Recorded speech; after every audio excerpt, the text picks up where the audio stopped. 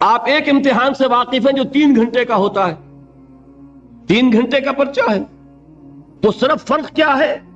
وہ quantitative difference ہے، qualitative difference نہیں ہے۔ 3 گھنٹے کا پرچہ اور 30 برس کا پرچہ ہے جو میں اور آپ لکھ رہے ہیں، اپنے اعمال سے، اپنے افعال سے، اپنے اقوال سے، اپنی ساری سعی و جہد سے 30 برس کا ایک پرچہ ہے جو ہم دے رہے ہیں۔ یہ جو خلق الموت والحیات لیبلوکم ایکم احسن عملا، اور حیات انسانی کا یہ طول، علامہ اقبال کے 2 اشعار ہیں نہایت قیمتی ہیں۔ آب زر کسی شے کا نام نہیں اقبال کے ان اشعار کے لیے، جو اس سے کہیں قیمتی شے ہو اس سے وہ لکھے جانے کے قابل ہیں۔ کیا فرماتے ہیں؟ تو اسے پیمانہ امروز و فردا سے نہ ناپ، جاویداں پہ ہم دواں ہر دم جواں ہے زندگی۔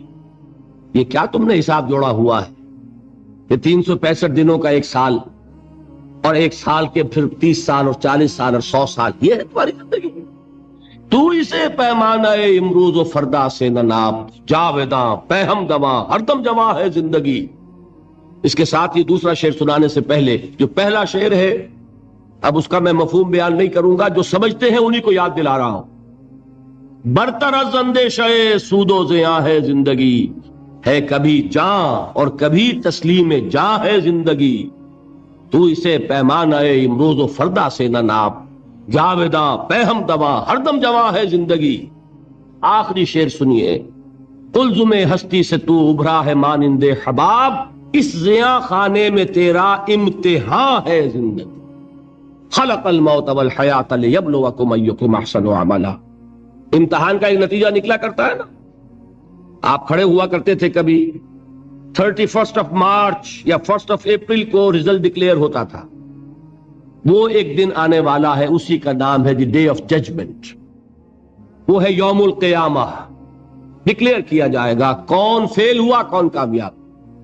ذالک یوم التغابن، وہ ہے ہار اور جیت کے فیصلے کا دن۔ اس روز معلوم ہوگا کون اس امتحان زندگی میں کامیاب ہوا کون ناکام ہوا۔ کامیابی کیا ہے؟ وَإِنَّهَا لَجَنَّةٌ أَبَدًا، ہمیشہ ہمیش کے لیے جنت، اور ناکامی کیا ہے؟ أَوْ لَنَارٌ أَبَدًا، یا جہنم ہے ہمیشہ ہمیش کے لیے۔ ان تمام چیزوں کو جمع کیجئے، یہ کیا ہے؟ ایمان بالآخرہ، ایمان بالمعاد۔ یہ دوسرا سوال، یہ دوسرا جواب سمجھیے ان سوالات۔ تیسرا اور آخری، علم کیا ہے؟ یقیناً حواس سے جو معلومات حاصل ہوتی ہیں وہ بھی درست ہیں، یقیناً عقل کی ایک فیکلٹی بھی اللہ نے دی ہے۔ انسان اپنے اس ذرائع علم سے حقیقت کے قریب پہنچ جاتا ہے، لیکن یقین کی دولت محض اس عقل کے ذریعے حاصل نہیں ہوتی۔ اور اس عقل میں یہ صلاحیت تو ہے کہ خدا کو پہچان لے، یہ صلاحیت ہے کہ جان لے کہ کوئی ایک ہے جو اس کا کریٹر ہے کائنات کا، یہ صلاحیت بھی ہے کہ جان لے کہ زندگی ختم نہیں ہوگی یوں ہی، حساب کتاب ہونا چاہیے، جزا سزا ملنی چاہیے، ورنہ خیر اور شر کا تصور غلط ہو جائے گا۔ There will be no basis for morality۔ یہ کانٹ جن کا بھی انہوں نے نام سنا ہے ان کو عرض کر رہا ہوں کہ کانٹ نے ایک کتاب لکھی تھی دی کریٹیک آف پیور ریزن، اور اس میں اس نے ثابت کر دیا کہ کسی منطقی دلیل سے خدا کا وجود ثابت نہیں ہو سکتا۔ ایک تہلکہ مچ گیا پورے یورپ میں۔ اس وقت تک ابھی یہ جو الحاد ہے یہ اتنا نہیں تھا، عیسائیت تھی۔ خدا کا انکار کے معنی کیا ہے؟ بغاوت عیسائیت سے۔ اب یہ بھی ہو سکتا ہے کہ اس نے بغاوت سے خوف زدہ ہو کر کتاب لکھی ہو، یہ اللہ جانے۔ سقراط کا سکہ سا جو ارادہ ہے، قوت ارادی، وہ ہر ایک کو تو نہیں ملتا۔ سقراط نے تو اپنے علم کے اور اس کے بیان کرنے کے مقابلے میں زہر کے پیالے کو پسند کر لیا، لیکن ہو سکتا ہے کانٹ گھبرا گیا ہو، اور یہ بھی ممکن ہے کہ یہ اس کی سوچ ہی کا ایک مرحلہ ہو۔ جیسے علامہ اقبال نے پہلے شکوہ لکھا اور شور مچ گیا، اللہ کی جناب میں یہ گستاخی، لیکن جواب شکوہ لکھا تو پتا چلا کہ اصل میں وہ کچھ باتیں کہنے کے لیے ایک انداز اور اسلوب تھا، کچھ سمجھانا چاہتے تھے مسلمانوں کو، انہوں نے مسدس حالی کے انداز میں نہیں لکھا، جواب سوال اللہ کے ساتھ کر کے ان حقائق کو ایک اور لطیف پیرائے میں بیان کر دیا۔ کسی طریقے سے ہو سکتا ہے کانٹ کی دوسری کتاب کا معاملہ ہو، دی کریٹیک آف پریکٹیکل ریزن، اور اس میں وہ ثابت کرتا ہے انسانی اخلاقیات کے لیے کوئی بنیاد نہیں ہے جب تک کہ اللہ کو نہ مانا جائے۔ نیکی کو انسان پہچانتا ہے، لیکن کیوں نیک بنے، اس کیوں کا کوئی جواب ہمارے پاس نہیں۔ سچ بولنا اچھا ہے، کیوں سچ بولے جبکہ سچ بولنے میں نقصان ہو رہا ہے؟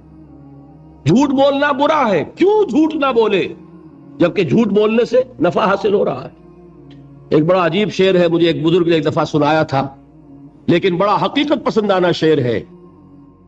اے صداقت بر تو لعنت، از تو رنجے یافتم، اور اے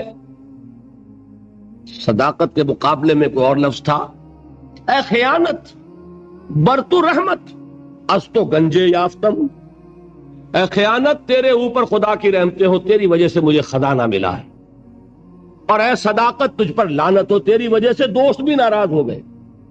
سچ بولیے، دوست راضی رہے گا؟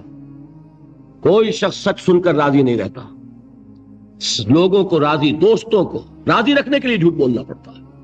تو اے صداقت یا اے دیانت کہہ لیجئے، اے دیانت بر تو لعنت، از تو رنجے یافتم، رنج ملا مجھے اور تو کچھ نہیں ملا، لوگ ناراض ہو گئے، غصہ ہو گئے، اور اے خیانت بر تو رحمت، از تو گنجے یافتم، گنج ملا، خزانہ ملا۔ تو دنیا کی کیفیت تو یہ، پھر کیوں کوئی شخص سچ بولے، کیوں کوئی شخص جھوٹ نہ بولے، کیوں دیانت برتے، کیوں خیانت نہ کرے؟ اس کے لیے لاکھ آپ کوششیں کر لیں، پولیس کھڑی کر دیں، چوکیاں بنا دیں، جس کا داؤ چل جائے گا وہ خیانت کرے ہی کرے گا۔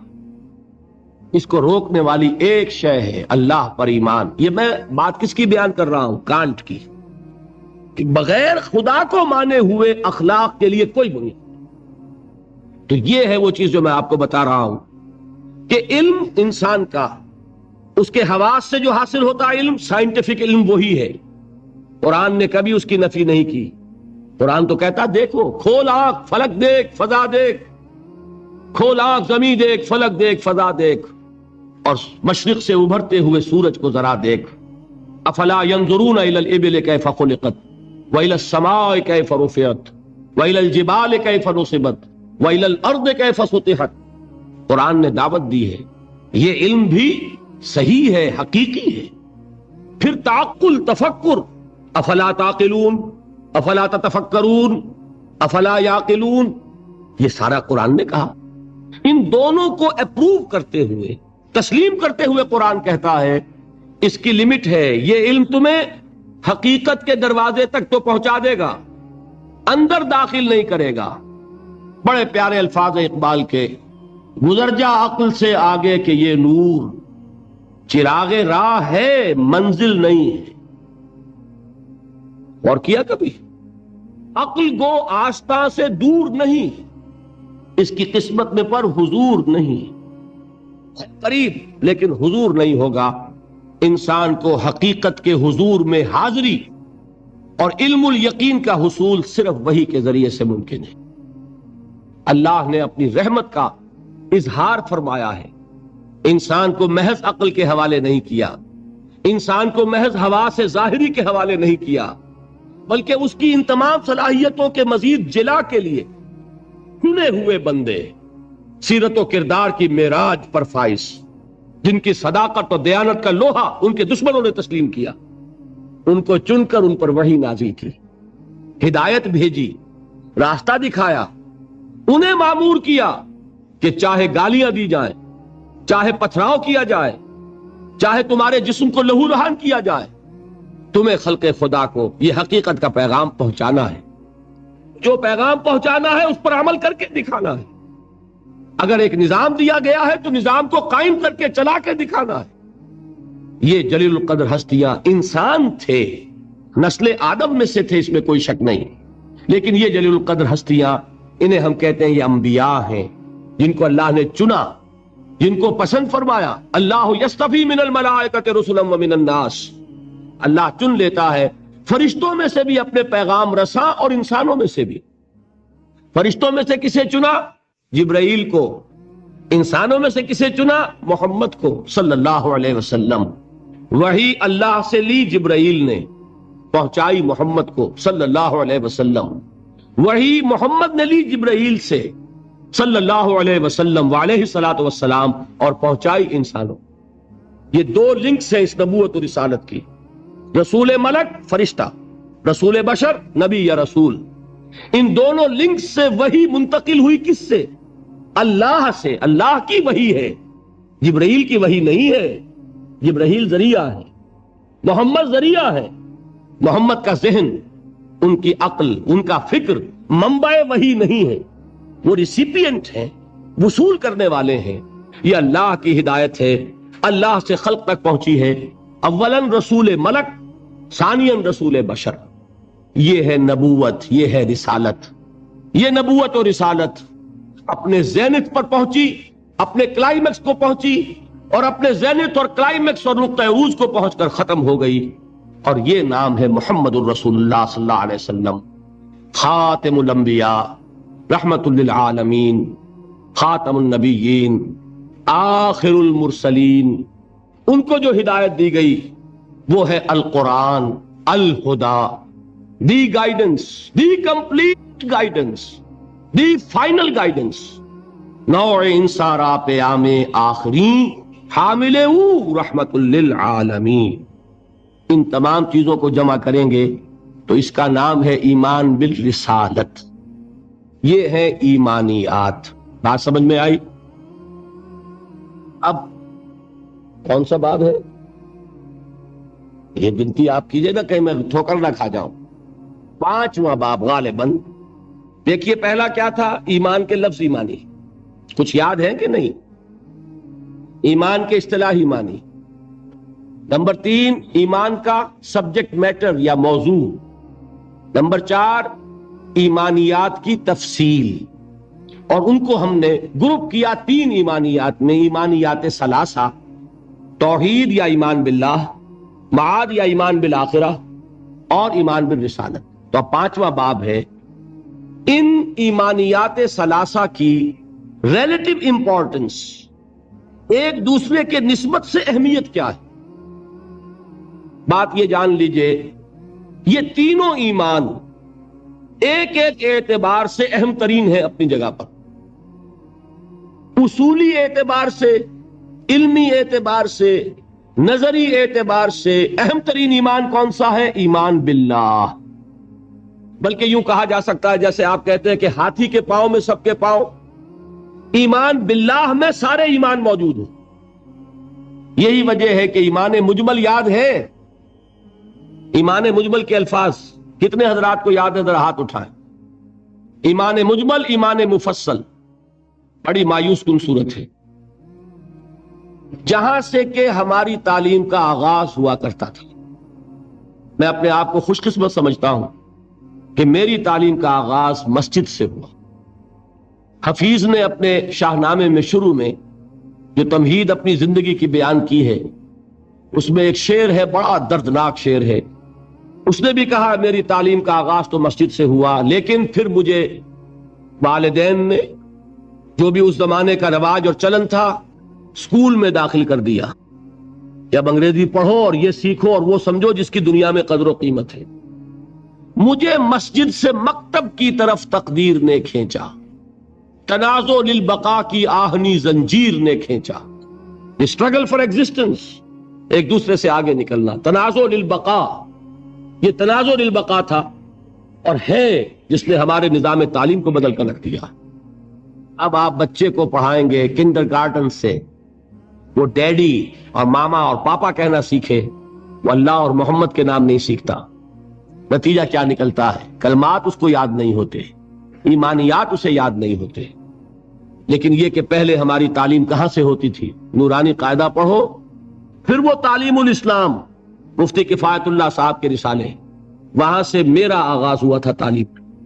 اور وہاں سے وہ دولت مجھے ملی ہے کہ مجھے آج تک یاد ہے. ایمان مجمل کیا ہے؟ آمنت باللہ کما ہوا باسمائہ وصفاتہ وقبلت جمیع احکامہ اقرار باللسان وتصدیق بالقلب. ایمان مفصل کیا ہے؟ آمنت باللہ وملائکتہ وکتبہ ورسلہ والقدر خیرہ و شرہ من اللہ تعالی والیوم الآخر والقدر خیرہ و شرہ من اللہ تعالی والبعث بعد الموت۔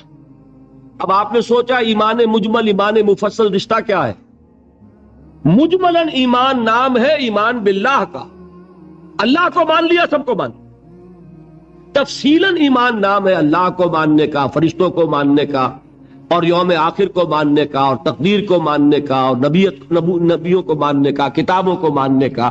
یہ ہے تفصیل اور اجمال میں جس نے اللہ کو مان لیا، اس لیے کہ نبوت اور رسالت کیا ہے؟ اللہ ہی کی ایک صفت ہدایت ہے جس کی توسیع ہے۔ ہادی، الہادی کون ہے؟ اللہ۔ اس کی ہدایت کی شکل کیا ہے؟ وہی نبوت رسالت۔ اللہ کون ہے؟ وہ ہے العدل، انصاف کرنے والا، اور اس کے انصاف کا ظہور ہوگا آخرت میں۔ تو ایمان بالآخرہ کیا ہے؟ اللہ کے صفت عدل کا ظہور ہے۔ نیکوکار کو اس کی نیکی کا جزا ملے، بدکار کو اس کی بدی کی سزا ملے۔ گندم از گندم بے رویت، جو سے جو، جس نے گندم بوئی گندم کاٹے، جس نے جو بویا جو کاٹے، جس نے کانٹے بوئے کانٹے کاٹے۔ یہ عدل ہے، اللہ کی صفت عدل کا ظہور ہے آخرہ۔ تو دونوں یہ ایمانیات در حقیقت اللہ کی صفات کی ایکسٹینشن ہے، اس کی توسیع ہے، اس کی کرولریز ہے۔ تو ایمان اصلاً کیا ہے؟ ایمان باللہ۔ یہی وجہ ہے قرآن مجید میں ایک جگہ آیا ہے، ان الذین قالوا ربنا اللہ ثم استقاموا تتنزل علیہم الملائکۃ الا تخافوا ولا تحزنوا وابشروا بالجنۃ التی کنتم توعدون۔ کسی اور ایمان کا ذکر نہیں ہے۔ جنہوں نے کہا ہمارا رب اللہ ہے، پھر اس پر جم گئے، ان پر فرشتوں کا نزول ہوتا ہے۔ کس پیغام کے ساتھ؟ نہ گھبراؤ، نہ رنج کرو، نہ غم، بلکہ خوشیاں مناؤ اس جنت کی جن کا تم سے وعدہ کیا گیا ہے۔ معلوم ہوا کہ اصل ایمان ایمان باللہ ہے۔ اسی میں ایک حدیث بھی آتی ہے، حضور سے ایک شخص نے کہا کہ حضور مجھے تو کل دین کی حقیقت ایک لفظ میں سمجھا دیجئے، میں بڑا عاجز ہوں، میرے اندر صلاحیت زیادہ لمبی باتوں کو سمجھنے کی نہیں ہے، ایک بات فرمائیے جو دین کی پوری حقیقت کو بیان کر دے۔ آپ نے جواب دیا، قل آمنت باللہ ثم استقم، کہو میں ایمان لایا اللہ پر، پھر اس پر جم جاؤ۔ تو ایمان باللہ اور اس پر استقامت، اس میں سب کچھ آ گیا۔ بلکہ میں یہ کہا کرتا ہوں اس لفظ استقامت میں قیامت مضمر ہے۔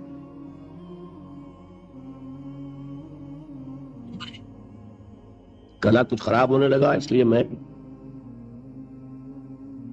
ذرا احتیاط سے کام دے رہا ہوں۔ یہ ذرا گرم ہوگا لیجیے چائے۔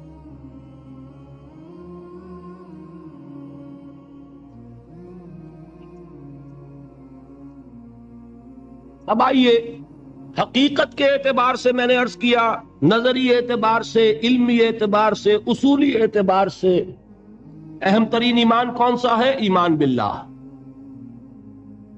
اب لیجئے قانونی اعتبار سے، شرعی اعتبار سے، فقہی اعتبار سے اصل ایمان ہے ایمان بالرسالت۔ کوئی شخص کتنا ہی اللہ کو مانے، کوئی کتنا ہی موحد ہو، کوئی کتنا ہی متوکل ہو، کوئی کتنا ہی معرفت رکھتا ہو، کوئی کتنے ہی مراقبے کرتا ہو، اس کو مراقبوں میں کتنی ہی روشنی نظر آ جائے، مومن نہیں ہوگا جب تک کہ محمد کو نہ مانے صلی اللہ علیہ وسلم۔ یہ ہے قانون، یہ ہے مسلم اور غیر مسلم کا فرق، کون مسلمان ہے کون نہیں۔ اس کا سارا دار و مدار جو ہے وہ ایمان بالرسالت پر ہے، اور ایمان بالرسالت کے ساتھ ختم نبوت و رسالت پر۔ جس نے اس میں نقب لگائی وہ قانونی اعتبار سے چلا گیا، وہ سچا ہو، بیانت دار ہو، ملنسار ہو، خادم خلق ہو، کچھ بھی ہو، جس نے محمد کا انکار کیا یا محمد کی ختم نبوت کا انکار کیا وہ مسلمان نہیں ہے۔ نا قانونی اہمیت کی چیز۔ آپ کے ہاں بعض لوگ کہتے ہیں فلاں شخص ویسے تو بڑا اچھا ہے، بڑا نیک ہے، دکاندار ہے تو بہت ہی دیانتدار دکاندار ہے، ڈاکٹر ہے تو بہت ہی اچھا اور خوش خلق ڈاکٹر ہے، لیکن یہ کہ اس کو لوگ کہتے ہیں کہ وہ غیر مسلم ہے۔ بھائی لوگ یوں ہی نہیں کہتے، اگر ختم نبوت کی فصیل میں نقب لگائی، یہی چیز فیصلہ کن ہے کسی شخص کے مسلمان ہونے یا نہ ہونے۔ رسالت کا اقرار اور اس کے ساتھ اس کی ختم نبوت کا اقرار، یہ دو چیزیں ہوں گی تو ایک شخص مسلمان کہلائے گا، مومن کہلائے گا۔ یہ نہیں ہے تو وہ کتنا ہی پاک باز ہو، کتنا ہی متقی ہو، کتنا ہی موحد ہو، کتنا ہی با اخلاق ہو، وہ شخص اپنی جگہ جو ہو سو ہو، مسلم نہیں ہو۔ یہ ہے اہمیت ایمان بالرسالت۔ نمبر 3، عمل کے اعتبار سے، اخلاق کے اعتبار سے اہم ترین ایمان ایمان بالآخرہ ہے۔ آخرت کا خوف ہوگا، تیر کی طرح سیدھے ہو جاؤ گے۔ جواب دہی کا احساس ہوگا، ہر قدم پھونک پھونک کر رکھو گے۔ دیکھو گے کہ غلط بات تو میری زبان سے نہیں نکل رہی، اس لیے کہ جواب دہی کرنی ہے۔ اللہ کے ہاں اکاؤنٹ فار کر سکوں گا کہ نہیں، جسٹیفائی کر سکوں گا کہ نہیں، مجھے یہ کہنے کا حق تھا کہ نہیں، میرے لیے یہ لقمہ حلال ہے کہ نہیں، میرے لیے یہ بات جائز ہے کہ نہیں۔ اس کے لیے خوف کیا ہے؟ آخرت کا خوف ہے تو درست ہوگا، عمل صحیح ہو جائے گا۔ آخرت کا خوف نہیں ہے، ایمان باللہ کیا ہوگا؟ ذات و صفات کی بحث ہو جائے گی، علم کلام کا معاملہ بن جائے گا۔ جیسا کہ اقبال نے کہا ہے، کاش کہ یہ اشعار آپ کو یاد ہو۔ ایک ایک شعر جو ہے دینی حقائق کی اتنی بھرپور اور گمبھیر تعبیر کرنے والا ہے۔ زندہ قوت تھی زمانے میں یہ توحید کبھی، اور اب کیا ہے فقط ایک مسئلہ علم کلام۔ علم کلام کا ایک مسئلہ بن کر رہے، وہ توحید کے جو کریکٹر کو ٹرانسفارم کر دیتی تھی، وہ توحید جو انسانی شخصیت کو رنگ دیتی تھی، صبغۃ اللہ ومن احسن من اللہ صبغہ، آج وہ چند مسئلوں کی بحث کے اندر محدود ہو کر رہ گئی۔ یہ جان لیجئے ایمان باللہ ایک ذہنی عیاشی بن جائے گی اگر آخرت کا خوف نہیں۔ ایمان بالرسالت عشق رسول کی وہ شکل اختیار کرے گا جو آج آپ کے معاشرے میں ہے۔ آپ تماشے کریں گے، جلسے کریں گے، جلوس نکالیں گے، آتش بازیاں چڑھائیں گے، لیکن اتباع رسول نہیں ہوگا۔ کیوں نہیں ہوگا؟ کہ آخرت کا جواب دہی کا احساس نہیں۔ اگر عمل درست ہوگا تو صرف آخرت پر ایمان سے درست ہوگا۔ یہ ہے اہم ترین ایمان۔ یہی وجہ ہے ہم نے اس آخرت کے ایمان کا حلیہ بگاڑ دیا۔ وہ بہت اپنی جگہ پر ایک مستقل موضوع ہے۔ آخرت کے ایمان کی نفی کن کن چیزوں سے ہوتی ہے؟ ایک یہ تصور جو یہودیوں کا تھا، نحن ابناء اللہ واحباؤہ، ہم تو اللہ کے بڑے چہیتے ہیں، لاڈلے ہیں، ابراہیم کی اولاد ہیں، اور ہمیں تو آگ چھوئے گی نہیں، چھوئے گی تو چند دن کے لیے، لن تمسنا النار الا ایاما معدودہ۔ معلوم ہوا کہ آخرت کو مان بھی رہے ہیں، آخرت کا خوف نہیں رہا۔ جب ہم چہیتے ہیں، لاڈلے ہیں، سیاں بائے کوتوال، کاہے کا ڈر؟ لہذا ہمیں تو کوئی خوف نہیں، جہنم ہوگی دوسروں کے لیے، ہمارے لیے تو ہے نہیں۔ یہی بات ہمارے ذہنوں میں بیٹھی ہوئی ہے۔ ہم جو کچھ بھی ہیں، خار ہیں اور یہ ہیں اور وہ ہیں، لیکن تیرے محبوب کی امت میں ہیں، لہذا ہمارا کلیم ہے جنت از our birth right, we have a reservation there۔ کون ہمیں اسے ڈپرائیو کر سکتا ہے؟ معلوم ہوا کہ آخرت پر ایمان ختم ہو کر رہ گیا اپنی تاثیر کے اعتبار سے۔ اس کا آپ کے کردار پر، آپ کے اخلاق پر، آپ کے عمل پر کوئی اثر مترتب نہیں ہوگا، اس لیے کہ نفی کر دی ہے اس تصور۔ اور اس میں کوئی ایک چیز نہیں، بے شمار چیزیں ہیں۔ جس نے آخرت کا سارا خوف دلوں سے نکال لیا، اور آخرت کا خوف نہیں ہوگا تو عمل درست نہیں ہوگا، پھر عشق رسول وہ شکل اختیار کرے گا۔ کھڑے ہوئے ہیں اور نعت میں زمین و آسمان کے قلابے ملا رہے ہیں، اور شکل دیکھیے تو 12 بجے ہوئے ہیں۔ سنت رسول صلی اللہ علیہ وسلم کی توفیق نہیں ہے، لیکن عشق رسول کے وہ بلند باغ دعوی ہیں کہ معلوم ہوتا ہے کہ اپنی جان اور تن اور من اور دھن سب کچھ ابھی نچھاور کر دیں گے، لیکن یہ ہے کہ رسول کا اتباع نہیں کر سکتے، رسول کے نقش قدم پر نہیں چل سکتے۔ قرآن پر ایمان کے دعوی ہیں، اور قرآن جس شے کو حرام ٹھہرا رہا ہے اسے اپنے لیے جائز کیا ہوا ہے۔ اللہ کے رسول فرماتے ہیں ما آمن بالقرآن من استحل محارمہ، جو قرآن کی حرام کردہ کسی شے کو اپنے لیے حلال ٹھہرا لے، اس کا قرآن پر کوئی ایمان نہیں۔ یہ سب کچھ کیوں ہے؟ آخرت کا خوف ہو۔ قرآن مجید میں پہلی وحی جو آئی تھی اقرا، ان 5 آیات کے بعد 3 آیات ہیں، کاش کہ کوئی جو میں نے آپ کو پہلے بتایا اس فلسفی کا نام جس نے 2 کتابیں لکھی، کانٹ، کاش کہ کوئی اسے یہ 3 آیات پڑھا دیتا۔ اقبال نے کہا تھا نا نیٹشے کے بارے میں، اگر ہوتا وہ مجذوب فرنگی اس زمانے میں تو اقبال اس کو سمجھاتا مقام کبریا کیا ہے۔ اگر کانٹ کہیں ہوتا اور اسے یہ 3 آیات کوئی پڑھا دیتا، کلا ان الانسان لیطغی، انسان میں بغاوت، سرکشی، تعدی، ظلم یہ پیدا ہو ہی جاتا ہے، دست درازی کر بیٹھتا ہے، دوسروں کا حق مار بیٹھتا ہے۔ کیوں؟ الراہ استغنا، کہ وہ دیکھتا ہے کوئی پکڑ نہیں ہے۔ اگر میں انگارہ ہاتھ میں پکڑوں ہاتھ جل جائے گا، اگر زبان پر رکھوں زبان جل جائے گی، جھوٹ بولوں کچھ نہیں ہوگا، چھالا بھی نہیں پڑے گا، جلنا تو بہت دور کی بات ہے۔ میں حرام خوری کر رہا ہوں، مجھے کوئی تکلیف نہیں پہنچ رہی، پھل رہا ہوں، پھول رہا ہوں، پھیل رہا ہوں، میری عزت بڑھ رہی ہے، لوگ میرے سے جھک کر مل رہے ہیں، سب کو معلوم ہے کہ حرام سے کما رہا ہوں، سب کو معلوم ہے اسمگلر ہوں، سب کو معلوم ہے بلیک مارکیٹیئر ہوں، لیکن پیسہ ہے میرے پاس، بڑے بڑے لوگ آتے ہیں، علماء آتے ہیں اور وہ مجھ سے ہاتھ ملاتے ہیں، تو مجھے کیا ضرورت پڑی ہے کہ میں حرام خوری چھوڑوں؟ ہے نا یہ بات؟ دنیا میں ان افعال کا نتیجہ نہیں نکل رہا۔ یہ ہے وجہ کہ جس کی وجہ سے انسان سرکشی میں، تعدی میں، ظلم میں، غلط کاری میں، حرام خوری میں بڑھتا چلا جاتا ہے۔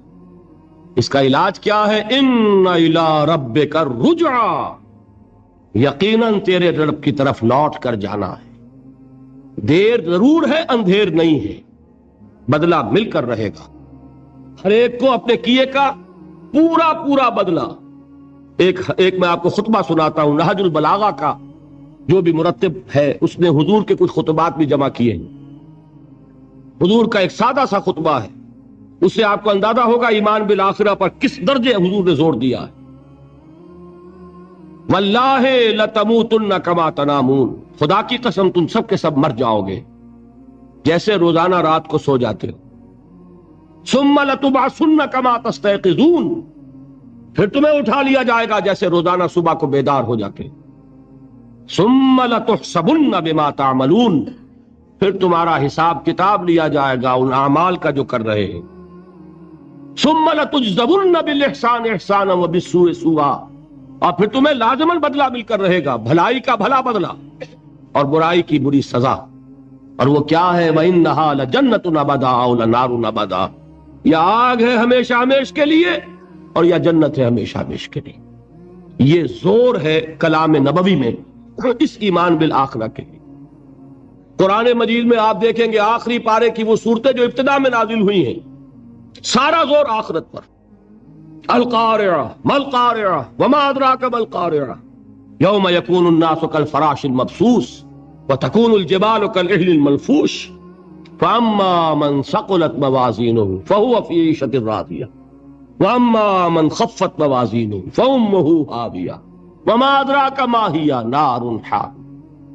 میں ایک مثال دے رہا ہوں، الحاقہ ما الحاقہ وما ادراک ما الحاقہ عما یتساءلون عن النبأ العظیم الذی هم فیہ یختلفون کلا سیعلمون ثم کلا سیعلمون۔ سارا زور آخرت پر ہے، اس لیے کردار بنتا ہے اس آخرت پر یقین کے نتیجے، عمل درست ہوگا اس آخرت پر یقین کے نتیجے میں۔ تو ایمانیات ثلاثہ کی ایک دوسرے کے ساتھ جو نسبت و تناسب ہے اہمیت کے اعتبار سے، اس کے لیے یہ الجبرے کے فارمولے کی طریقے سے یہ حقیقت ذہن نشین کر لیجئے، علمی، اصولی، نظری، علمی اعتبار سے اصل اہمیت ایمان باللہ کی، قانونی، فقہی، شرعی اعتبار سے اصل اہمیت ایمان بالرسالت کی، اخلاقی، عملی اعتبار سے اصل اہمیت ایمان بالآخرہ کی ہے۔ یہ میرا گفتگو کا 5واں باب ختم۔ اب ہے اہم ترین باب، 6واں باب، ایمان کے 2 درجے۔ یوں تو ایمان کے درجات بے شمار، ایک ایمان میرا اور آپ کا، ایک ایمان ابو بکر اور علی کا، رضی اللہ تعالی عنہما، کوئی نسبت و تناسب ہے؟ کتنے درجے ہوں گے؟ وہ درجات گنے نہیں جا سکتے، ناممکن۔ لیکن جان لیجئے کہ ان کو دو بڑے بڑے حصوں میں ہم تقسیم کر دیں۔ ایک ایمان ہے قانونی ایمان، اسی کے لیے ایک اصطلاح ہے اسلام۔ ایک ایمان ہے حقیقی ایمان، جس کے لیے ایک دوسرا لفظ ہے یقین۔ ان دو چیزوں کو علیحدہ علیحدہ سمجھیں۔ دیکھیے، تصدیق میں نے کہا تھا ایمان کے معنی تصدیق ایک ہے زبان سے، ہاں آپ صحیح کہہ رہے ہیں، آپ اللہ کے رسول ہیں، میں نے مان لیا جو خبر آپ دے رہے ہیں، میں نے قیامت کو مانا، بعث بعد الموت کو مانا، اللہ کو مانا، اس کے اسماء کو مانا، اس کی صفات کو مانا، میں گواہی دیتا ہوں اشہد ان لا الہ الا اللہ واشہد ان محمد رسول اللہ۔ یہ کیا ہے؟ اقرار باللسان۔ اس کا نتیجہ کیا نکلا؟ کوئی ہندو ہو، سکھ ہو، پارسی ہو، عیسائی ہو، بدھ مت کا ماننے والا ہو، پھر یہ چوڑا ہو، چمار ہو، کسے باشد، آج یہ جملہ زبان سے نکالے وہ دفعتاً کیا ہو گیا؟ مسلمان۔ کوئی یہاں لمبا چوڑا سفر نہیں ہے، مسلمان ہونے کے لیے کوئی لمبے چوڑے ریچولز نہیں ہیں، کوئی لمبی چوڑی رسومات کا سلسلہ نہیں ہے۔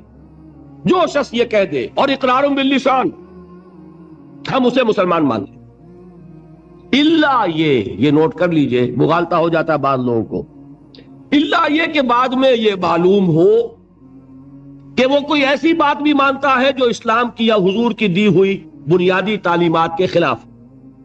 جب یہ معلوم ہوگا تو ہم کہیں گے نہیں بھائی تم مسلمان نہیں ہوئے، اس کا نام تکفیر ہے، پھر اس کو کافر قرار دیا جائے گا۔ مثال دوں آپ کو، ایک شخص کہتا ہے اشہد ان لا الہ الا اللہ واشہد ان محمد رسول اللہ، ہو گیا مسلمان۔ بعد میں کہتا ہے میں نے آخرت کا اقرار کب کیا تھا؟ میں نے تو اللہ کو مانا، رسول کو مانا، یہ آخرت تو میں نے نہیں مانی۔ اب کیا کہیں گے آپ؟ اس کو مسلمان مانیں گے کہ نہیں؟ یہ تکفیر ہے۔ جب تک ہمیں معلوم نہیں کہ وہ آخرت کا منکر ہے، صرف کلمہ شہادت کی بنیاد پر اسے مسلمان مانا جائے، لیکن جب معلوم ہوا کہ وہ آخرت کا منکر ہے، اب اس کی تکفیر ہو جائے گی کہ نہیں تو مسلمان نہیں ہو، کافر۔ بالکل اسی طرح جب تک ہمیں معلوم نہیں کہ کوئی شخص جو کلمہ شہادت پڑھ رہا ہے وہ ختم نبوت کا منکر ہے، اس وقت تک وہ مسلمان مانا جائے گا، لیکن جب یہ معلوم ہو جائے کہ وہ ختم نبوت کا منکر ہے، اس کی تکفیر کی جائے گی۔ اس لیے کہ محمد الرسول اللہ نے جیسے خبر آخرت کی دی، ویسے ہی خبر اپنی نبوت کی اختتام اور تکمیل کی دی۔ تو یہ جو ہے اسلام یا ایمان قانونی، اس کا تعلق ہے اقرار باللسان سے۔ اس کی بنا پر ہم دنیا میں کسی کو مسلمان مانتے ہیں، لیکن ایک ہے تصدیق دل سے۔ سمجھ رہے ہیں بات؟ یہ دل سے تصدیق ہوگی تو حقیقی ایمان ہوگا۔ اگر دل سے تصدیق نہیں ہے، زبان سے تصدیق ہے، تو اسلام تو ہو جائے گا، ایمان نہیں ہوگا۔ بات سمجھ میں آئی؟ تو ایک ایمان کا قانونی درجہ ہے۔ اچھا، دل کی تصدیق کی بات ایسی ہے، ہر شخص سمجھ سکتا ہے، اس کو ہم ویریفائی نہیں کر سکتے۔ آج تک بھی، آج کیا تاریخ ہے؟ 12 دسمبر 1985 تک بھی کوئی آلہ ہمارے پاس ایسا نہیں جس کے ذریعے سے ہم دل میں اسے اتار کر یہ دیکھ لیں کہ ایمان ہے کہ نہیں ہے۔ نہیں ہے نا؟ تو ایمان کی جو دنیا کا ایمان ہے، اس میں دل کی بات زیر بحث نہیں آئے گی۔ بات سمجھ رہے؟ مجبوری ہے ہماری، we can't know it, we can't verify it. ہم نے کسی کے دل میں اتر کر نہیں دیکھا۔ ہو سکتا ہے، دیکھیے، کوئی ہندو، کوئی سکھ پاکستان میں آتا ہے جاسوس کی حیثیت سے، وہ مسلمانوں کی شکل بنائے گا کہ نہیں؟ داڑھی بھی رکھے گا خوب، نماز سیکھ کے آئے گا، ختنہ کرا کے آئے گا، تاکہ کوئی آڑا وقت آئے اور ویریفیکیشن ہونے لگے تو میری آئیڈینٹی جو ہے مسلمان کی تسلیم ہو جائے۔ اور ہو سکتا ہے ہمارے ہاں بارڈر ایریاز میں کوئی امام مسجد بن کے بیٹھا ہوا ہو اور وہ ہندو جاسوس ہو۔ کیا اس کے دل میں ایمان ہے؟ نہیں، وہ بنا ہوا مسلمان ہے، لیکن ہمیں مسلمان ماننا پڑے گا. کیوں؟ unless you can prove it otherwise. آپ کے پاس کیا ثبوت ہے؟ ثبوت مل جائے گا تو آپ اسے پکڑ کر جیل میں ڈال دیں گے جاسوسی کے جرم میں. لیکن یہ کہ جب تک آپ کے پاس کوئی ثبوت نہیں ہے you will have to accept him as a Muslim. اس لیے کہ مسلمان ہونے کے لیے قانونی طور پر ایمان کا تقاضا پورا کرنے کے لیے صرف اقرار باللسان ہے. دل کی تصدیق کو اس میں ہم کہیں زیر بحث لا ہی نہیں سکتے. It's impossible. یہی معاملہ اچھی طریقے سے سمجھ لیجئے. ایک شخص عین حالت جنگ میں، آج کل تو خیر دور سے ہوتی ہے ٹھاٹھا، لیکن یہ کہ وہ زمانہ جب کہ حضور کے زمانے میں جہاد ہوتا تھا، قتال ہوتا تھا، دو بدو جنگ ہے، تلوار ہے. واقعہ پیش آیا ہے بالفعل حضرت اسامہ ابن زید، جو یوں سمجھیے کہ حضور کے پوتے ہوئے. حضرت زید کو حضور نے منہ بولا بیٹا بنایا تھا. وہ تو جب سورہ احزاب نازل ہوئی اور اللہ نے فرمایا کہ اسلام میں کوئی منہ بولا بیٹا نہیں ہے، لوگ انہیں کہا کرتے تھے زید ابن محمد. حضور نے ان کو متبنہ بنایا ہوا ہے. پھر ان کو کہا گیا زید ابن حارثہ. تو ان کے بیٹے ہیں حضرت اسامہ، اور حضور انتہائی محبت کرتے تھے. ان کا یہ واقعہ ہوا، ایک جنگ میں ایک کافر کے ساتھ مقابلہ ہوا. حضرت اسامہ نے جبکہ بالکل وہ زد میں آ گیا، تلوار ان کی اٹھی ہوئی تھی، اس نے فوراً کلمہ پڑھ دیا اشہد ان لا الہ الا اللہ واشہد ان محمد رسول. اب ان کے لیے ایک پرابلم ہو گیا، تلوار چلے یا نہ چلے. انہوں نے یہی سمجھا کہ یہ صرف جان بچانے کے لیے ہیلا کر رہا ہے، بہانہ کر رہا ہے. تلوار نہیں روکی، گردن اڑا دی. لیکن دل میں ایک دغدغہ بھی رہا کہ یہ بات پتہ نہیں میں نے صحیح کی غلط کی. حضور کی خدمت میں خود پیش کیا معاملے کو. حضور نے فرمایا اسامہ، کلمہ شہادت کے ہوتے ہوئے تمہاری تلوار کیسے چلی؟ عرض کیا حضور اس نے صرف جان بچانے کے لیے کلمہ پڑھا. حضور نے اس کی نفی نہیں کی، لیکن یہ فرمایا کہ اسامہ قیامت کے دن کیا جواب دو گے جب کلمہ شہادت تمہارے خلاف استغاثہ لے کر آئے. اس کلمہ شہادت اور قانونی ایمان کی یہ اہمیت ہے. اور مثال سننی چاہتے ہیں؟ قصر خلافت کا محاصرہ کیا ہوا ہے.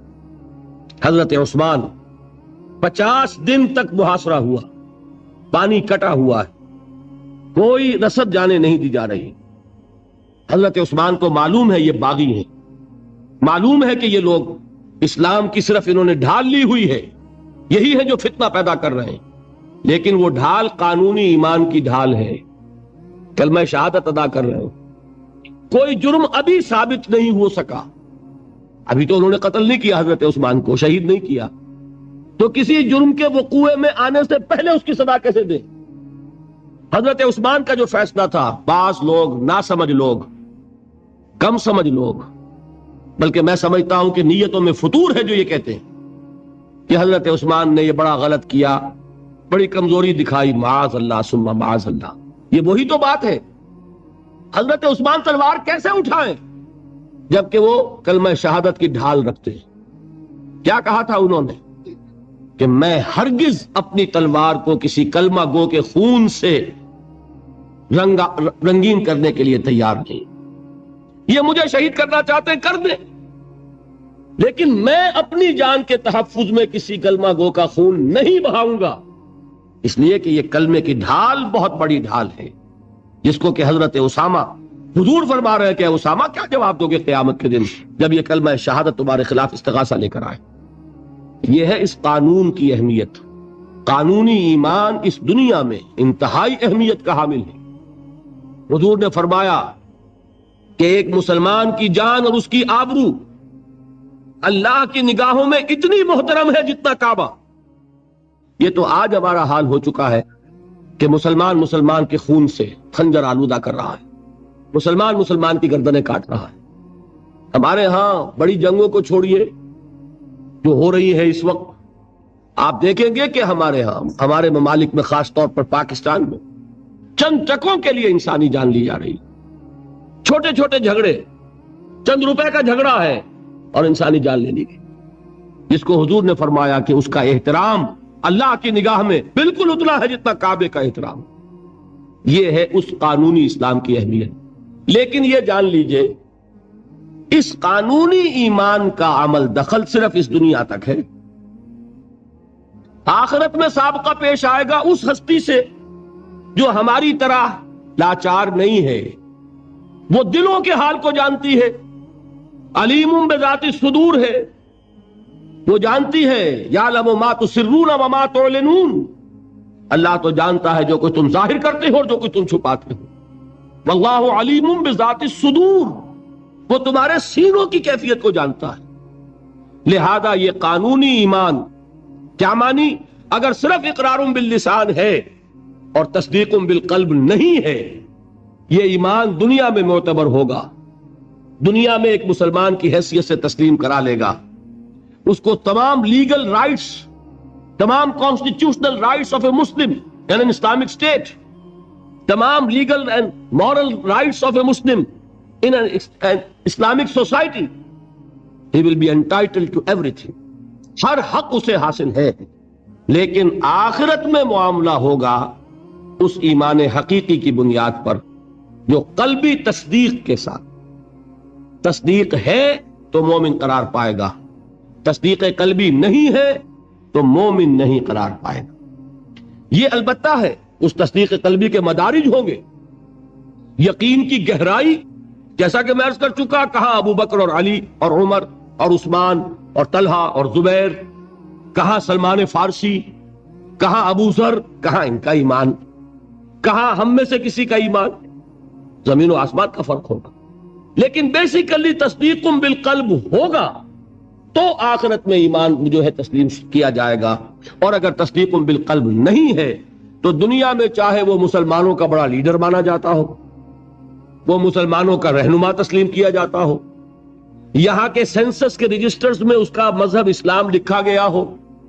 کتنی ہی بڑی سے بڑی سند لے کر وہ چلا جائے اور آپ اس کے کفن میں بھی رکھ دیں کہ یہ دنیا میں مسلمان مانا جاتا تھا، اور مسلمان ہی نہیں مسلمانوں کا قائد اور رہنما مانا جاتا تھا، یہاں کی ساری سندیں اور یہاں کے ساری سینسس رپورٹس وہاں جو ہے پرے کاہ کے برابر وقت نہیں رکھتی، وہاں تو ایمان ہوگا دل کا تو ایمان ہوگا تسلیم، اور اگر تصدیق قلبی نہیں ہے تو اقرار باللسان کی بنیاد پر کوئی شخص وہاں مومن نہیں مانا جائے۔ یہی وجہ ہے، دیکھیے اس ایمان مجمل کے الفاظ کو پھر دہرائیے، کتنے جامع الفاظ ہیں۔ میں خراج تحسین ادا کرتا ہوں اس عالم کو کہ جس نے یہ الفاظ مرتب کیے، اس لیے کہ یہ الفاظ حدیث میں نہیں ہیں، یہ کسی بہت بڑے عالم اور امام میں تحقیق نہیں کر سکا کس کے ہیں، لیکن یہ کہ کوئی بہت گہرا جو معرفت ہے دین کی، دین کا فہم، جس کو کہ تفقہ فی الدین کہا گیا ہے، ایک ان ڈیپتھ انڈرسٹینڈنگ آف دین جن کو حاصل تھی، وہی یہ لفظ متعین کر سکتا ہے۔ آمنت باللہ کما ہوا باسمائہ و صفاتہ وقبلت جمیع احکامہ، آگے کیا ہے؟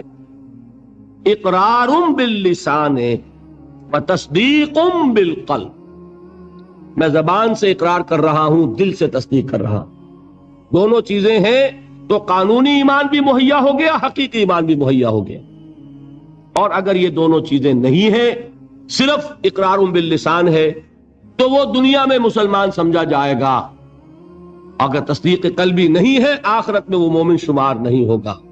اچھا، ایک اور شکل بھی ہو سکتی ہے، ہو سکتا ہے تصدیق بالقلب ہو لیکن اقرار نہ کرے، یہاں وہ شخص بھی یہاں مسلمان نہیں مانا جائے، وہاں کا معاملہ اللہ کے حوالے ہے، وہ انڈیویجول کیس ہے، اللہ تعالیٰ جیسے چاہے اس سے معاملہ کرے، لیکن یہاں مسلمان اور مومن منوائے جانے کے لیے اقرار باللسان لازمی ہے۔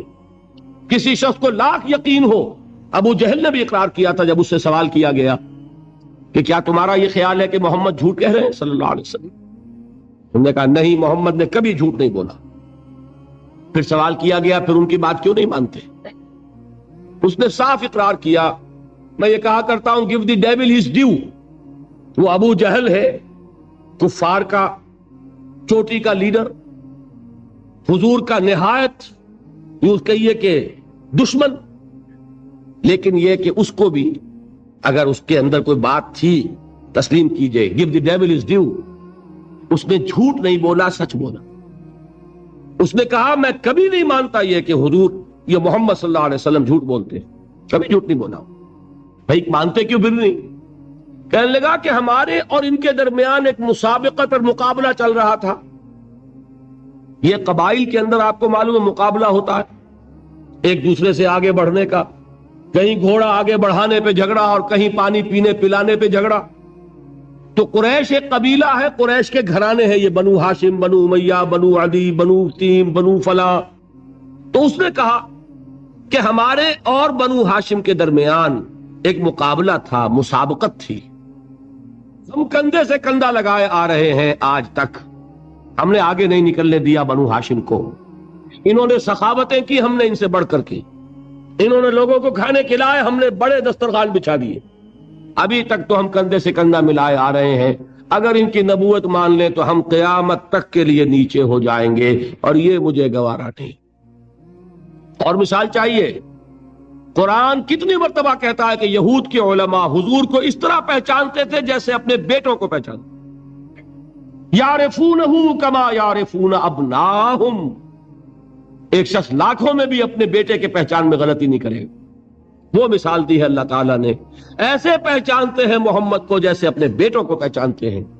لیکن ایمان نہیں لائے. ایک استثناء, حضرت عبداللہ ابن سلام رضی اللہ تعالی عنہ علماء یہود میں سے جو ایمان لائے ہیں, باقی کوئی ایمان نہیں لایا. کیوں کہ آج تک تو ہماری سرداری ہے, ہماری چودراہٹ ہے, لوگ ہم سے فتوے مانگتے ہیں, لوگ ہم سے آ کر پوچھتے ہیں, ہمارے ہاتھ چومتے ہیں.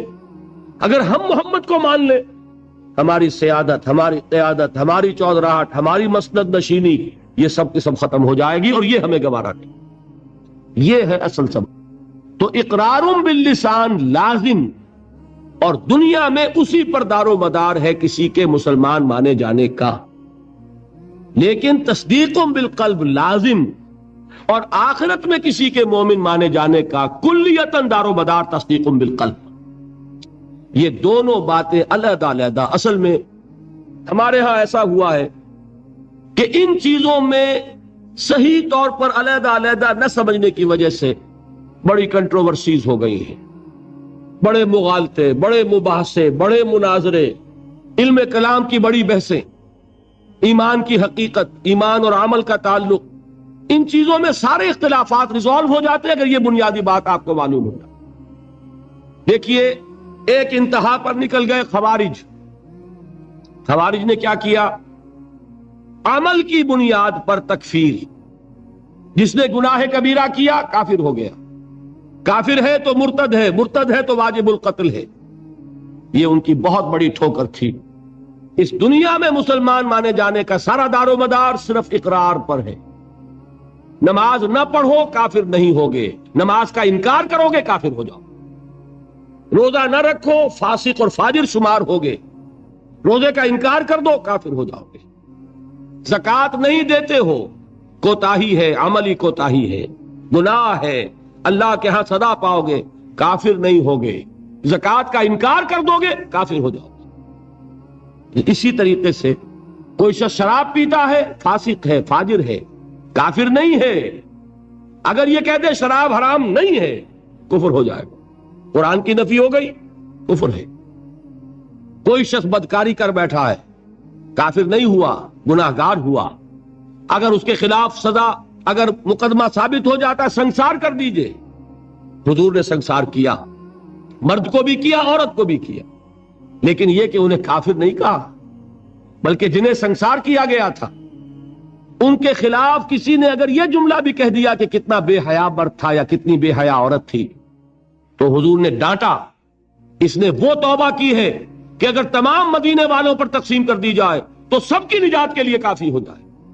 حالانکہ مدینے میں منافقین بھی بھرے ہوئے تھے.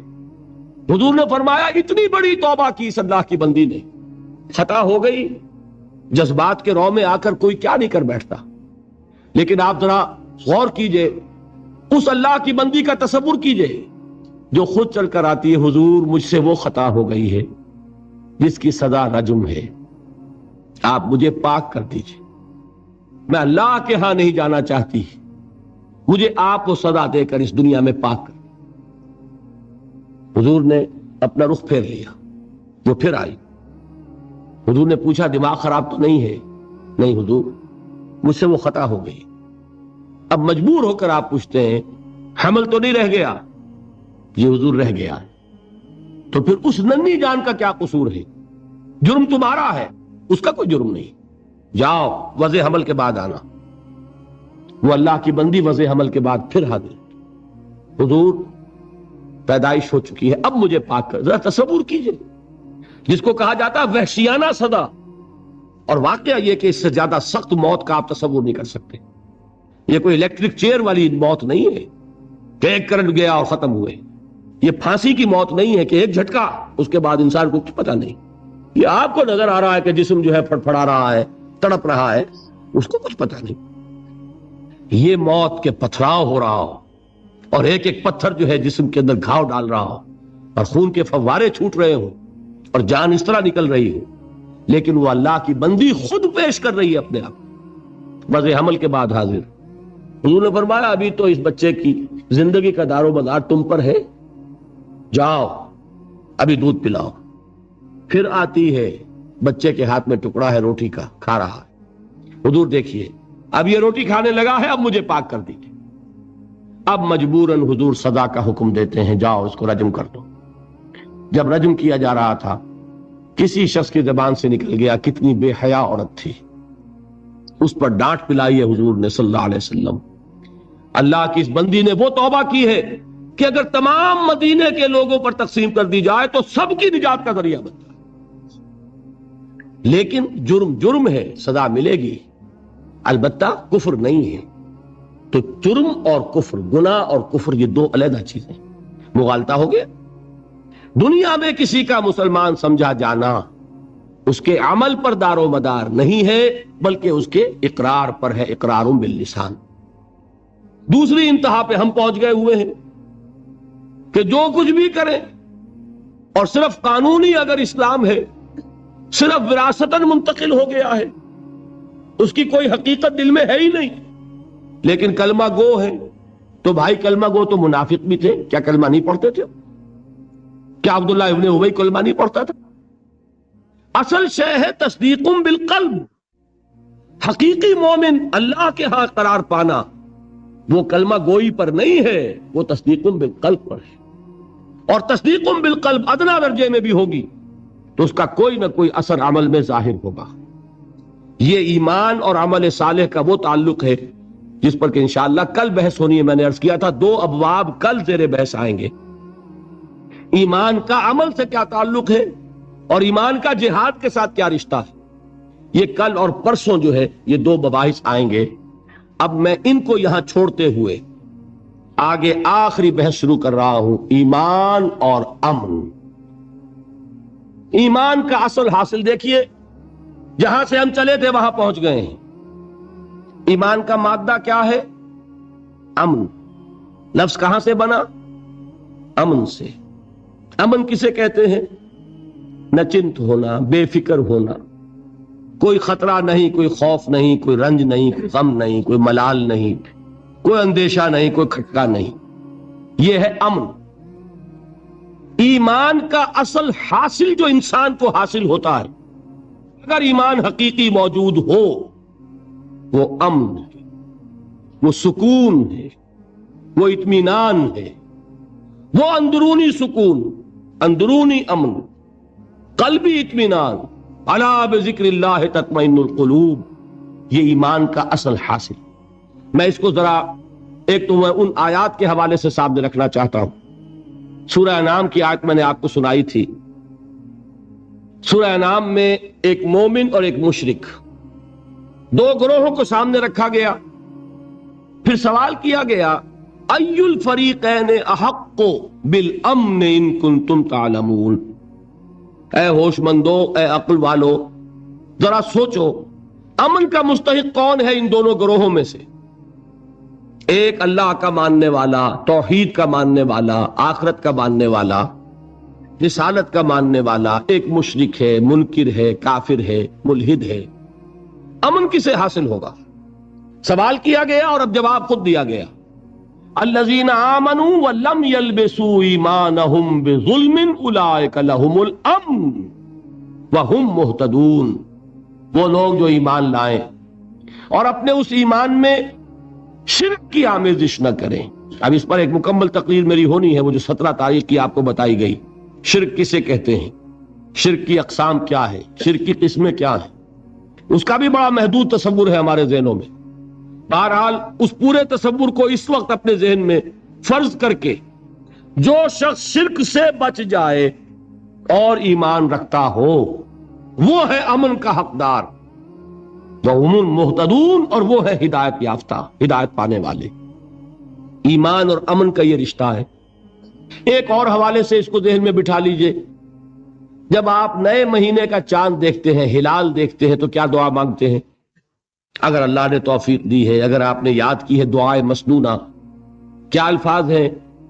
اللہم اہلہ علینا بالامن والایمان والسلامت والاسلام. اے اللہ، یہ مہینہ جو اس چاند کے ساتھ چڑھ رہا ہے، شروع ہو رہا ہے، طلوع ہو رہا ہے، اے اللہ اس مہینے کو ہمارے لیے امن اور ایمان اور سلامتی اور اسلام کا ذریعہ بنا. معلوم ہوا امن کا تعلق ایمان سے اور سلامتی کا تعلق اسلام سے. اب قرآن کی ایک آیت اور حضور کی یہ دعائے مسنونہ اس ایمان اور امن کے تعلق کو جس طرح واضح کر رہی ہے، اس کو سامنے رکھ کر بات سمجھیے عقلاً. اس کو قرآن مجید میں سورہ حامیم السجدہ میں بیان کیا گیا. ان الذین قالوا ربنا اللہ ثم استقاموا تتنزل علیہم الملائکہ الا تخافوا ولا تحزنوا وابشروا بالجنۃ التی کنتم توعدون. جو لوگ اللہ پر ایمان لائیں، کہیں کہ ہمارا رب اللہ ہے، پھر اس پر جم جائیں. ان پر فرشتوں کا نزول ہوتا ہے. نہ کوئی غم کرو نہ خوف، خوشیاں مناؤ اس جنت کی جس کا تم سے وعدہ کیا گیا تھا. اللہ کی ربوبیت پر اطمینان جب انسان کو ہو جاتا، میرا رب اللہ ہے، ربی اللہ، انسان کے لیے نہ کوئی کھٹکا، نہ کوئی خطرہ، نہ کوئی خوف، نہ کوئی حزن. جو کچھ ہو رہا ہے کس کے اذن سے ہو رہا ہے؟ اللہ کے اذن سے. اللہ کے اذن کے بغیر پتہ تک نہیں ہلتا. یہ کوئی اندھا بہرا مادہ نہیں ہے جس سے مجھے کوئی خوف ہو. اندھا بھینسا چلا آ رہا ہو، اس سے تو ڈرنے کا ہر انسان کو ڈرنا چاہیے، نہ معلوم کس کو ٹکر مار دے. لیکن نہیں، اس کائنات کو چلانے والا ایک سمیع و بصیر خدا ہے. وہ جو میرا دوست ہے، میرا ولی ہے. اللہ ولی الذین آمنوا یخرجہم من الظلمات الی النور. اللہ اہل ایمان کا ولی ہے، ساتھی ہے، پشت پناہ ہے، مددگار ہے، حمایتی ہے. بتائیے جسے یقین ہو جائے کہ اللہ میرا مددگار، اللہ میرا محافظ، اللہ میرا پشت پناہ، اللہ میرا حمایتی، اس کے لیے کوئی خوف ہوگا؟ اس سے کوئی ڈر ہوگا؟ میں مثال دیا کرتا ہوں ایک بہت سادہ پنجاب کے دیہات کی. وہ بڑا چودھری ہے اور کوئی غریب کسان ہے. اس غریب کسان کے جانوروں کو ہر وقت اندیشہ ہوگا چوری کا. کوئی میری بھینس کھول کر نہ لے جائے، کوئی میرا بیل کھول کر نہ لے جائے. لیکن جس کے بارے میں یہ سب کو معلوم ہو کہ وہ جو بڑا چودھری ہے وہ اس کا دوست ہے، اس کی بچیا کو کوئی خوف ہوگا؟ اس کی بھینس پر کوئی ہاتھ ڈالے گا؟ اسے کوئی اندیشہ ہوگا؟ نہیں. کیوں؟ کہ وہ بڑا چودھری، بڑا اس کا یہاں کا سردار، جاگیردار، سب کو معلوم ہے وہ میرا دوست ہے، کوئی میرے خلاف اقدام نہیں کر سکتا. اس دنیا میں یہ چھوٹی سی بات اگر آپ کے دلی اطمینان اور سکون کا باعث بن سکتی ہے تو ذرا تصور کیجئے. میں لفظ تصور استعمال کروں گا صرف اس لیے کہ اس کا ہم جس کو کہتے ہیں ادراک اور شعور کر نہیں سکتے، اگر کے ساتھ کر سکتے. اگر یقین ہو کہ اللہ میرا مددگار اور یقین ہو کہ اللہ ہر آن میرے ساتھ ہے، پھر کوئی خوف؟ کس کا خوف؟ کوئی شے اللہ سے بالاتر ہے؟ کوئی قوت اس سے زیادہ طاقتور ہے؟ کوئی اس کے ارادے کو بدلنے والا ہے؟ کوئی اس کی مشیت کے آڑے آنے والا ہے؟ یہی بات ہے جو حضور نے فرمائی. یہ ایمان کا حاصل ہے لب لباب کہ دیکھو اچھی طرح اس بات کو ذہن نشین کر لو. اگر تمام انسان مل کر تمہیں کوئی نقصان پہنچانا چاہے نہیں پہنچا سکتے مگر جو کچھ اللہ نے لکھ دیا ہو, اور تمام انسان مل کر تمہیں کوئی نفع پہنچانا چاہے نہیں پہنچا سکتے مگر وہ شے جو اللہ نے طے کر دی. آپ پھر میں کہوں گا ذرا طاری کیجئے, اسے فرض کیجئے, اسے سوچئے. اگر اس حدیث پر ہمارا دل ٹھکا ہوا ہو تو کسی سے ڈر ہوگا؟ یہ مجھے نقصان نہ پہنچا دے, یہ میری رپورٹ خراب نہ کر دے, یہ میری انکریمنٹ نہ رکوا دے, یہ میرا یہ نہ بگاڑ دے, یہ میرے یہ نقصان نہ پہنچا دے. اس کا ڈر, اس کا ڈر, اس کا خوف, اس کی خوشامد, اس کے لیے جا کر طرح طرح سے اپنی عزت نفس کو ذلیل کروانا اس کے سامنے. یہ سب کچھ کیوں کرتا ہے انسان؟ جب سمجھتا ہے کہ اس کے ہاتھ میں میرا کوئی نفع ہے, اس کے ہاتھ میں میرے لیے کوئی ضرر ہے, یہ مجھے کوئی گزن پہنچا سکتا ہے, یہ مجھے کوئی نقصان پہنچا سکتا ہے, یہ میرا کوئی کام بنا سکتا ہے, یہ میری کوئی ضرورت پوری کر سکتا ہے. اسی کا نام شرک ہے. جہاں آپ نے یہ سمجھا کہ غیر اللہ کے اندر کوئی طاقت موجود ہے وہی شرک ہے. بتوں سے تجھ کو امیدیں, خدا سے نومیدی, مجھے بتا تو صحیح اور کافری کیا ہے. شرک تو یہ ہے. جس پر بھی تمہیں یہ خیال ہے کلمہ ہے, یہ کلمہ سوم لا حول ولا قوت الا باللہ. ذرا اس پر دل کو کبھی اگر آپ تصور کریں, پھر فرض کریں, دل ٹھک جائے اس پر, کوئی طاقت نہیں. یہی بات تھی جو شیخ عبد القادر جیلانی رحمت اللہ علیہ نے اپنی وصیت میں اپنے بچے سے کہی. 11ویں دینے والے ہیں لیکن حضرت شیخ عبد القادر جیلانی کی وصیت اور تعلیمات کو کتنے لوگ ہیں جو جانتے ہو؟ یہ جن مقامات تک پہنچے ہیں وہ کس چیز کی بدولت پہنچے؟ انہوں نے جو پیغام دیا وہ کیا تھا؟ اے میرے بچے, جس طریقے سے قرآن مجید میں حضرت لقمان کی نصیحتیں جو ہے نقل کر دی گئی ہیں, میں یہ عرض کروں گا بالفرض اگر قرآن حضرت عبد القادر جیلانی کے بعد نازل ہوا ہوتا تو شیخ عبد القادر کی یہ نصیحتیں بھی قرآن میں درج ہوتی. اتنی اونچی نصیحتیں ہیں. اے میرے بچے, اس حقیقت کو ذہن نشین کر لے, لا فاعل فی الحقیقت ولا مؤثر الا اللہ. اس کائنات میں نہ کوئی فاعل حقیقی ہے نہ مؤثر حقیقی ہے سوائے اللہ کے. کسی شے میں کوئی تاثیر نہیں اگر اللہ نہ چاہے. آگ جلا نہیں سکتی اگر اللہ نہ چاہے, پانی ڈبو نہیں سکتا اگر اللہ نہ چاہے, زہر ہلاک نہیں کر سکتا اگر اللہ نہ چاہے, کوئی چیز فائدہ نہیں پہنچا سکتی اگر اللہ نہ چاہے. تو در در پہ کیوں سر جھکاتے ہو؟ در در پر کیوں جبیں سائی کرتے ہو؟ سب کے سامنے کیوں ہاتھ پھیلاتے ہو؟ ایک اللہ سے مانگو, ایک اللہ کے سامنے جبین پر اپنی جبین رکھو. لا فاعل فی الحقیقت ولا مؤثر الا اللہ. نظر آتا ہے ہمیں کہ پانی پیاس بجھا دیتا ہے, پیاس بجھانے کی صلاحیت پانی میں نہیں ہے, اللہ کے اذن سے. کھانا بھوک مٹا دیتا ہے, بھوک مٹانے کی صلاحیت کھانے میں نہیں ہے, اذن رب میں. دیکھیے یہی یقین تھا. حضرت موسیٰ علیہ السلام کا واقعہ یاد کیجئے. سامنے سمندر آ گیا ہے, قوم دیکھتی ہے پیچھے کہ گرد و غبار کا طوفان ہے. معلوم ہوا کہ فرعون اپنے لشکر سمیت آ گیا. لشکر جب چلتا تھا تیز رفتاری کے ساتھ تو گرد و غبار کا جو طوفان اٹھتا تھا اس کا تصور کیجیے, اور لمحہ بلمحہ وہ قریب آ رہا ہے. پوری قوم نے کیا کہا؟ اے موسیٰ انا لمدرکون, اے موسیٰ ہم کو پکڑے گئے.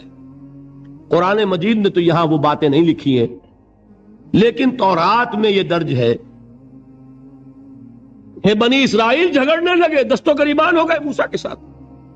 موسیٰ ہمیں یہاں مروایا لا کر, اس سے تو ہم ہی بہتر تھے. وہاں کھانے کو ملتا تھا, زندگی تو تھی, بیگار ہم کر رہے تھے, موت تو نہیں تھی. اب جو کچھ ہوگا اس کا تصور کرو, جس طریقے سے ہمارے ٹکڑے اڑائے جائیں گے. تو لڑ رہے حضرت موسیٰ علیہ السلام.